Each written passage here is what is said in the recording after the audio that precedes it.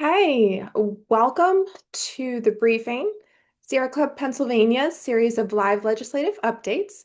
This is our first session of 2026, so I am so glad that so many folks are joining us. This is a record-breaking number of people, I think, for our briefing sessions. We hold these intermittently, sometimes more frequently than others, depending on what is happening in Harrisburg. So we don't have a definite date for our next session, so please just stay tuned, watch your email for future announcements. My name is Melissa, she, her pronouns. I'm the senior distributed organizer for the Sierra Club Pennsylvania chapter, and I facilitate our briefing series. You are going to hear tonight from Jen Quinn, our legislative and political director, and then I am putting into the chat our notes document. It's called the Briefing Digest, so if you hear us reference notes or the digest, this is the link to our ongoing uh, compilation of updates and action items. We will put the links to the recording of this session as well as the slide deck and any other links that we talk about tonight in that document. And then all of that will go out to you after this session.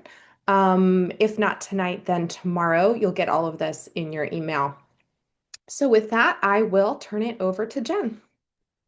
All right. Thank you, Melissa. Thank you, everyone, for joining. I'm going to share my screen and get into the briefing.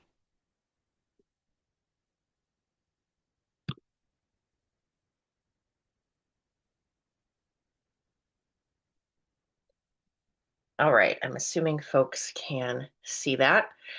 So when we met last year was a bit of a strange year. The budget was delayed by 5 months. We were meeting sporadically. I think the last time we met was maybe a few weeks or even a month before the budget was finalized in November. So I'm going to start with the governor's budget, which is, always odd to finish in November and then to start again in February.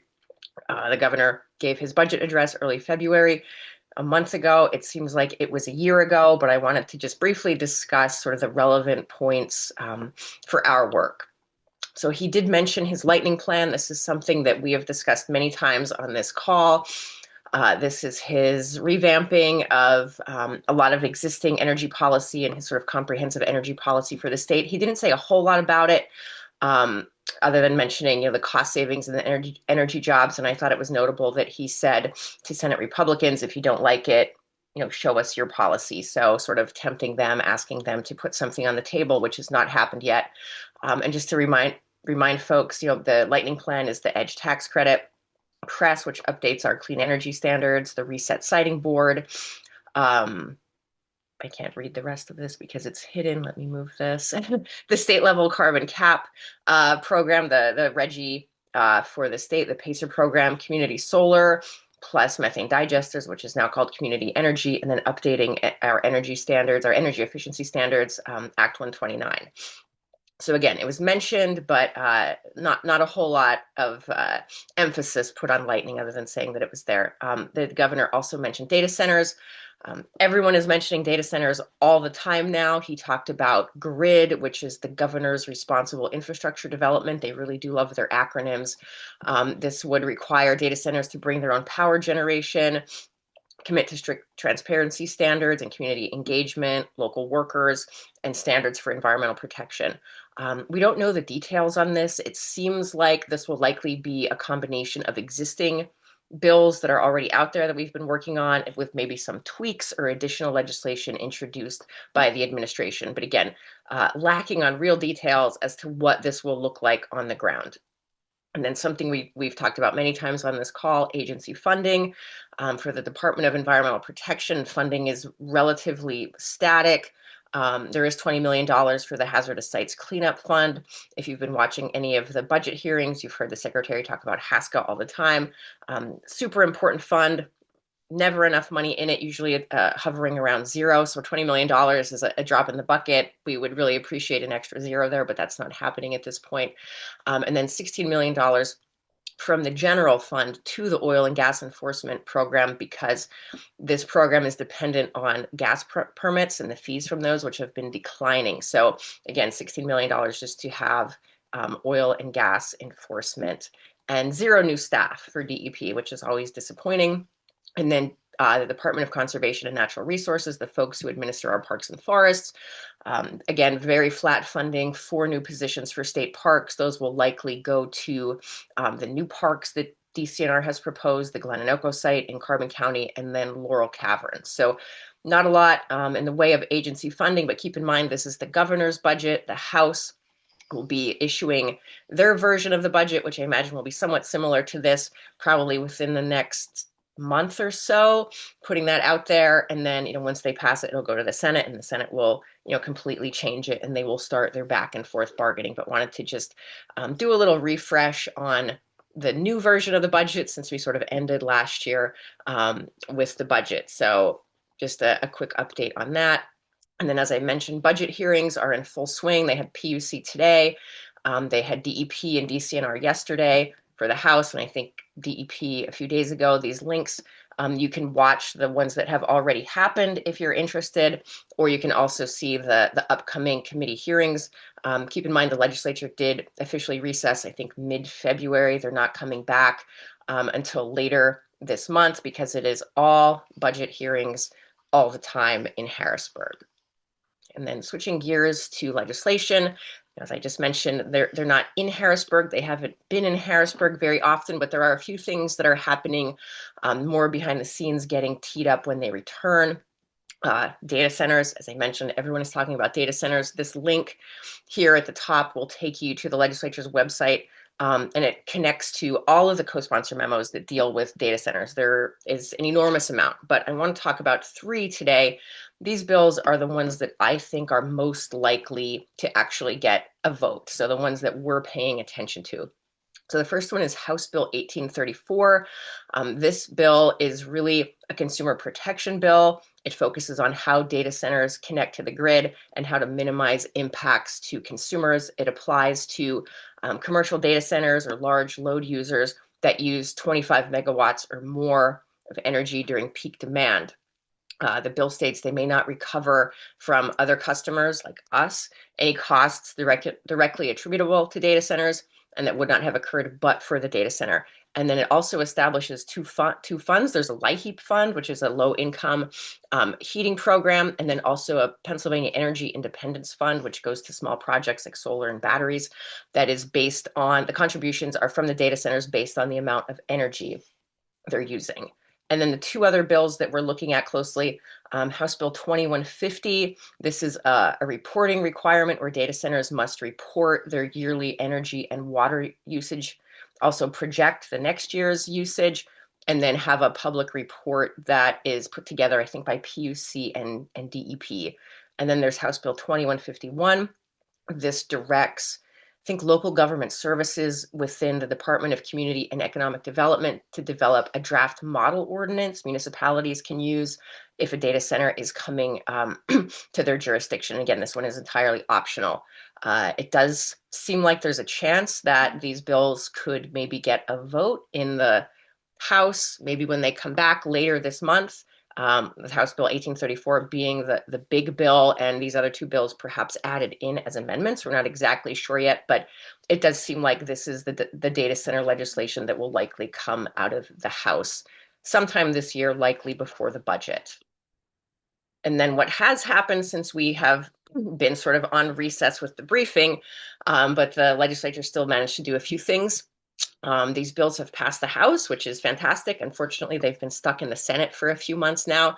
One is House Bill 660. This is energy and water efficiency standards for certain commercial appliances, and then a few other sort of home appliances, a small bill, a good step in the right direction.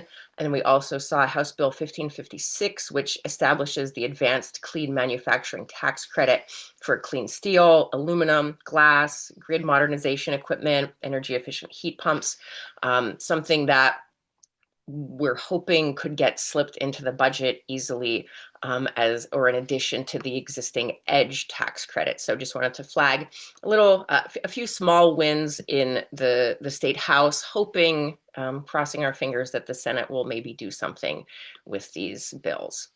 And then also House Bill 21, I mean, sorry, House Bill 1261. This would ban PFAS containing firefighting foams in the state. This passed the House unanimously, which is incredible to get all House Democrats and Republicans to vote yes on something. It has gone to the Senate. Unfortunately, it has been stuck there, which is sort of mind-boggling to me, but we are working to get that out and get these foams banned since they do have a habit of contaminating everyone's water and just staying around forever. So a few small wins that I wanted to highlight for folks. And then, as I mentioned before, we have talked about the lightning plan many, many times. And I just wanted to give folks an update as we sort of move into this new year, where things stand with that. So the EDGE tax credit, that includes semiconductors and milk and hydrogen and sustainable aviation fuel, that passed the House last year. It's sitting in the Senate. Again, it may be teed up by the Senate with some new additions or part of the budget.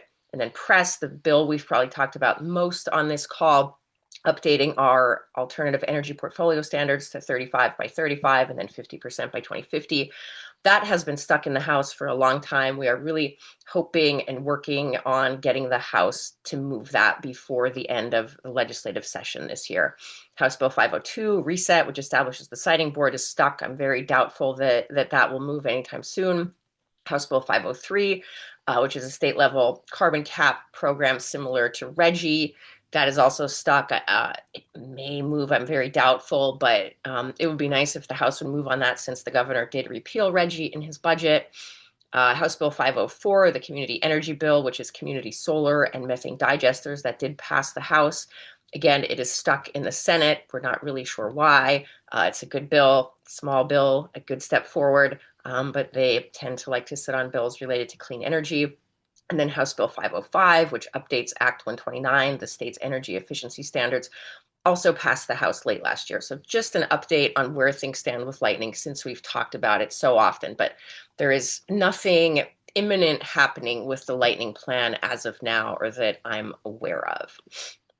And then I do want to flag some upcoming committee meetings. The Energy Committee is hosting a lot of meetings. They had one earlier this week on net metering. They're also having one on advanced transmission technologies or grid enhancing technologies, if folks have heard of those. It's about getting more out of the transmission system we have instead of doing massive upgrades, just sort of doing smaller upgrades that can increase capacity by 20 or 30%. And then also a virtual power plant bill. And then on the 23rd, an informational meeting on PETA.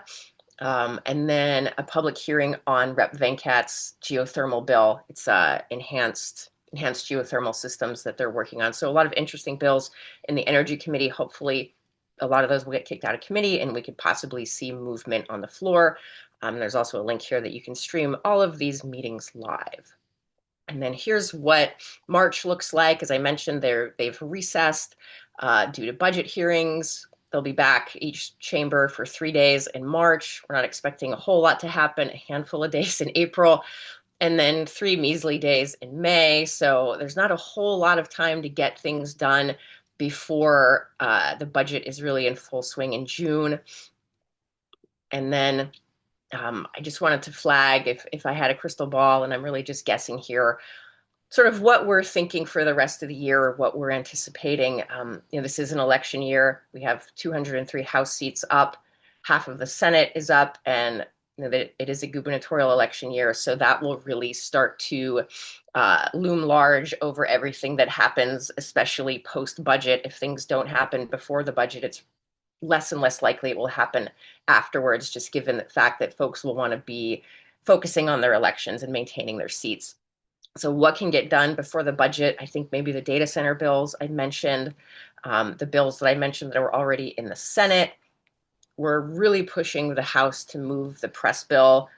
It's something that they should really do, knowing that the Senate is unlikely to move it, but I think the House can make a statement on clean energy by pushing that. And then I also wanted to flag this HB 1260. I do think this could get done. This is a solar-ready warehouse bill, so warehouses that are being built in Pennsylvania that are at least 100,000 square feet would have to be designed and built to have solar on their roof. So this is, again, a relatively small bill, but a step in the right direction.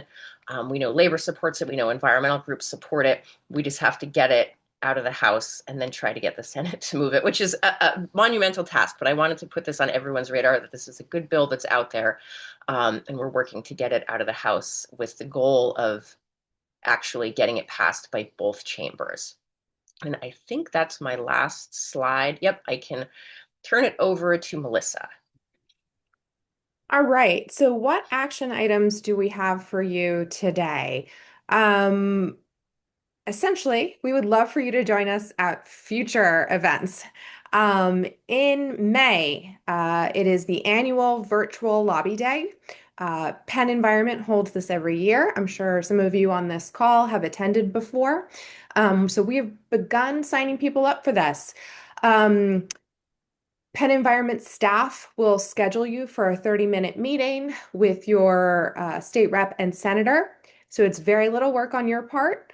They tell you, this is when the meeting is, if you're able to make it. You get all the talking points, and then you're in that meeting with expert advocates as well as other people in your community. So if you haven't tried doing lobbying before, it's a really great introduction to it. You're doing it from your home, low key, not scary. So follow that link there. The link is also in the briefing digest to go ahead and sign up because we would love for you to join us at Lobby Day. Next slide. And then next week, our chapter advocacy team is meeting on Thursday, March 12th at 6 p.m. Our chapter advocacy team is where we work on outreach to our elected officials. We do petitions, we do text banking and phone banking.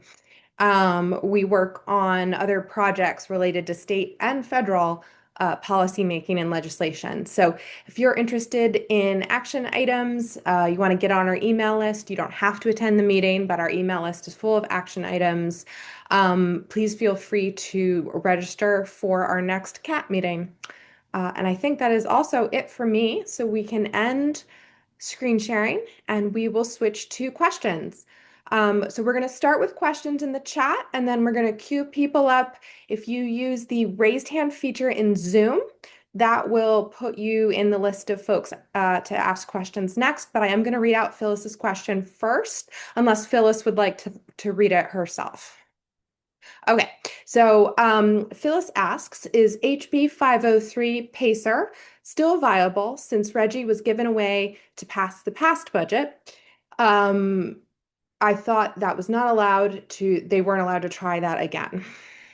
So Pacer is different from Reggie. So if the legislation passed it, it would be like legally allowed. Now, is it politically viable? I think that's a very difficult. I'm doubtful that it would be politically viable, but we do know that affordability is the issue of the moment, the word of the moment, and a lot of elected officials are desperate to try to help with rising electricity costs. So if there was a way, and the way that Pacer is set up, that it would create a fund, if some of those funds could be used to lower electric rates, it might be considered. But I do think any sort of carbon cap, carbon tax is politically exceedingly difficult. But the bill is still out there, and if it were passed, it would be legal. Okay, so our next question, I don't see any raised hands. So Peter asks in the chat, are HB 660 and HB 505 related in any way? Both seem to be related to energy efficiency. Sure. So they're both energy efficiency bills. 660 deals just with appliances, their water and energy use, where 505 deals with Act 129, which is a very complex bill that deals with energy efficiency standards for utilities and how they ensure that their customers, both industrial and residential, lower their energy usage. So that's a separate thing, but it's still energy efficiency. So when you get a bill from your utility that says, hey, here's this weatherization program. That's part of Act 129. But 660 just deals with, separately deals with a handful of appliances. Okay. And then next up was Alexa in the chat. Could you give a brief high-level summary on HB 504, community solar and methane digesters, which passed the House? I will do some investigation on my end as well. Sure. So it's a community solar bill. It authorizes community solar in Pennsylvania. It allows developers to have subscribers who can subscribe to a community solar project and then get a credit back on their bills, depending on how much energy is developed is produced by the solar array. Now, to make it politically viable, they had to add methane digesters as a way to get rural Republicans on board. And it's not terrible. Methane digesters, there's pros and cons of them. But it's just community solar with methane digesters added. They're calling it community energy, but it's a fairly standard community solar bill. That's pretty high level. I don't, if you have any other questions, let me know. But I also haven't thought about this bill in a while. But yeah, community solar, methane digesters.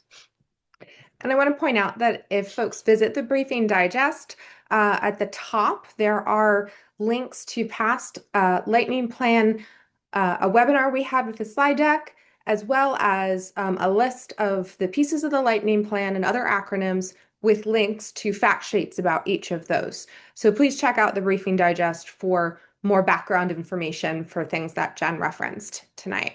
All right, we're going to go Jim and then Kelly. So data centers. It seems like the governor is welcoming, projects into Pennsylvania. The Democratic legislators are concerned and proposing a lot of regulations. Where do the Republicans in the House and Senate stand on data centers? Is it possible to categorize? I mean, it depends. There have been some hearings on data centers. I don't know if you watched, but there's a lot of pushback in rural areas. But surprisingly, a quite a few Republicans have been opposed to almost any regulation on data centers, which has been kind of shocking because I think their constituents would disagree with that. But I do think it's all over the spectrum. I'm sure there are some Republicans who will support some of the bills I've mentioned, but there have been some pretty contentious hearings with, I mentioned House Bill 2150, which is just a reporting bill, 2151, which is a model ordinance. And a lot of the Republicans on those committees oppose those very strongly because they don't want these regulations. I don't understand, but they've also been pretty welcoming. I think even more so than a lot of the Democrats have. Thanks. Kelly. Hi, Jen. My issue was with House Bill 2150. They talk about all the things, the energy use and stuff like the data centers. Are they, is there any language in that bill that requires them to also talk about their greenhouse gas inventory, about what type of energy they're using in these data centers? I don't think so. It's a bill that I think a lot of folks would describe as milk toast. It's a step in the right direction, but we didn't think it went far enough. We worked with the prime sponsor and offered some suggestions. Like one of the concerns are the refrigerants that can leak and the newer refrigerants that contain PFAS, but that was not brought into it. I think when it comes to legislating in Harrisburg, and I hate to say this, the bar is very low, right? Like it's almost like only the most basic things can get passed. But yeah, this bill is by and large just how much energy you're using, how much water you're using. I think there might be something in there about are there any efficiencies that you're adopting or you have adopted, but it's by and large just a pretty basic reporting bill. Okay, thanks. Okay. Bill. Hi, Jen. Hi, Melissa. Jen, I sat in on some of that hearing on Monday, the House Energy Committee, and both votes went, by two votes. So it's long party lines. So, the other side of the aisle doesn't seem to be open to giving us any leeway on solar or, net metering or, whatever they were discussing, data centers also. Um, so it sounds like community solar is going to have a tough time getting through the rest of the year. What's your feel about whether we'll be able to flip the Senate or start to convert some of the Senate next legislative session? That's the $20 million question. I mean, there are about four seats, I think, that as of right now, and again, it's very early, it's February, that are being deemed competitive. So, if they were to flip, that would probably give us a one seat majority. I think it's unlikely that all four of those will flip, but I think chipping away at that majority could be helpful. And then I'll just touch briefly. You mentioned community solar.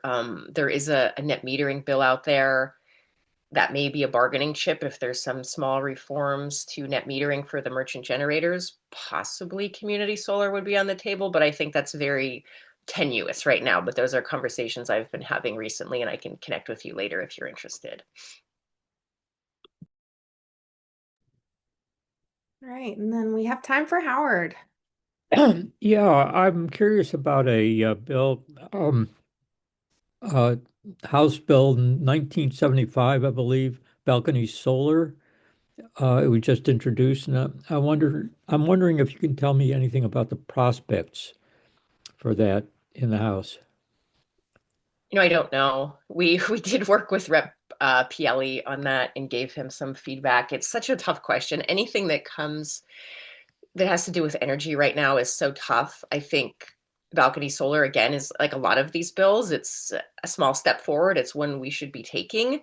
Um, I would think that House Democrats might be open to that, but it's so tough right now to just pass bills and send them to the Senate. I mean, if it could get on a trade list, it would make it a little more likely. But other than, like I said, we worked on it earlier. I haven't heard anything about it lately or talked to the sponsor lately, so I can't give you any updates. But I will if, again, the whole purpose of this is if there's something happening and we provide that update. I just haven't heard anything on balcony solar. But if anything develops, we will be sharing it on this platform. And I can reach out to you directly also, Howard, as a flag. Great, thanks. All right, folks, so we are pretty much at time.